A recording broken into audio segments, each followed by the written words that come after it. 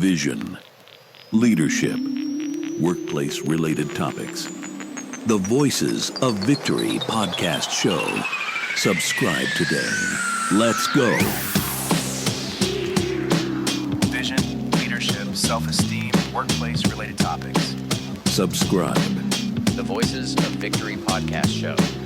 Voices of Victory. Vision, Voices of Victory. leadership, Voices of Victory. workplace-related topics. The Voices of Victory. Voices of Victory. Voices of Victory. Voices of Victory. It's time for the show. You are now listening to the Voices of Victory podcast show. Ladies and gentlemen, Mario D. Leone. Hello and welcome back to Voices of Victory podcast. I am your host, Mario D. Leone, and today's episode title is Emotions, Stoicism, and the Drama Between Them Both. There's a big, fat, ugly argument out there between the Stoic groups and the emotional groups. And I am going to unpack this right now, and I'm going to discern the difference between the two. Because they're just arguing, going back and forth as to which is better, this is better, that's better. And again, social media creates polarization even in the Stoic circles. So welcome back, champions, because we are going to go through this podcast where your growth meets grit and your potential actually gets my microphone. So today we're diving into the misunderstood battlefield of modern emotional survival and Stoicism versus emotional expression.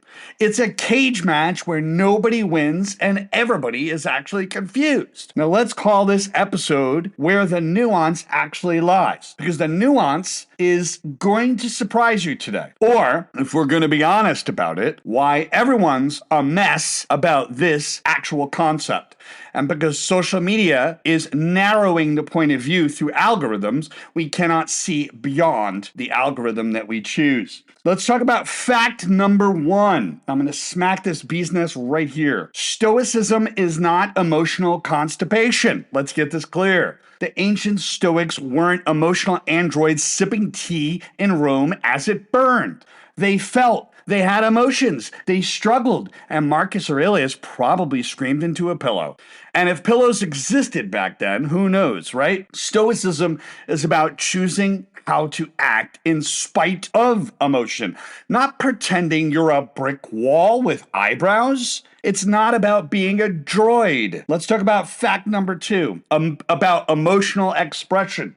Emotional expression doesn't mean becoming a human fire hydrant of feelings. You're not bursting at the seams. Look, if you're crying on your coworker's lunch every Tuesday because your kombucha expired, well, respectfully, you've gone off course. Now, expressing emotion means knowing what's bubbling up and giving it air, giving it time, and not making it a group cry project. Now, fact number three, people get these ideas twisted because we love extremes. The algorithms dictate how far we can see. We live in a world where people either want to meditate away from every feeling or sob on Instagram Live with hashtag healing journey. So what happened to balance? Oh, right, that's right. We left balance in 1998 with our floppy disks and emotional literacy. But we didn't have words like narcissism 15, 20 years ago. It did exist, but it was part of the DSM-5. Anyway, fact number four, suppressing your emotions doesn't make you strong. It makes you weird at weddings. So if you've seen Uncle Gary twitch during a toast, it's not the champagne. It's 40 years of emotional denial trying to escape through one eye twitch.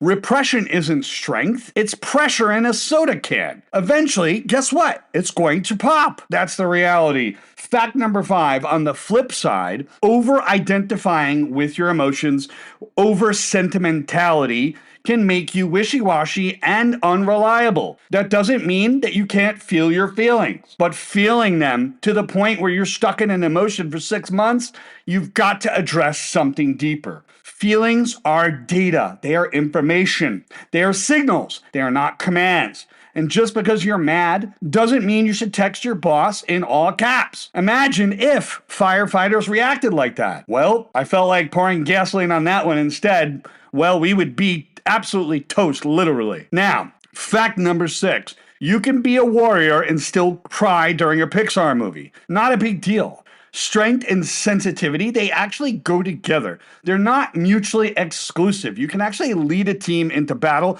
and still admit that your soul has been completely wrecked. That's not weakness. That's being human who hasn't replaced their heart with a spreadsheet. We're not Spock and we're not droids. Number 7, a fact. True resilience is being able to name your emotions and not let them own you. A leader who can say, I'm frustrated, but let's focus, will always outperform the one who silently and quietly stews in a corner and suddenly throws a stapler across the room. One is leading, and the other one needs a juice box and a nap. Now, fact number 8. Emotional intelligence isn't just soft like people paint it out to be. It's strategic. Ever tried negotiating with someone who thinks feelings are fictional? It's like playing a game of chess with a goat. You need to read people and own your emotional state and adapt, not disappear into a volcano of emotional apathy. And fact number 9, the most powerful people in the room are the ones who can sit with discomfort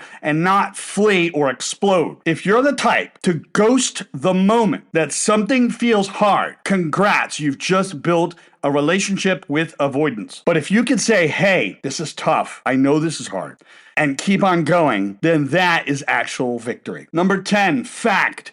You don't have to pick a side. You have to grow up. This isn't a Marvel movie. You don't have to choose Team Stoic and Team Sobbing. You have to become someone who understands their emotions and masters their response. That's not weakness. That's wisdom. That's what actually moving forward looks like. So guess what, my victorious friends? It's not about shutting it down or letting it run wild. It's not about one side and it's not about another, because the algorithms are polarizing. It's about driving the emotional car without giving the steering wheel to a raccoon. You've got this. Master your emotions. Don't muffle them. And if someone tries to shame you for crying during a Hallmark commercial, just hand them this episode, please.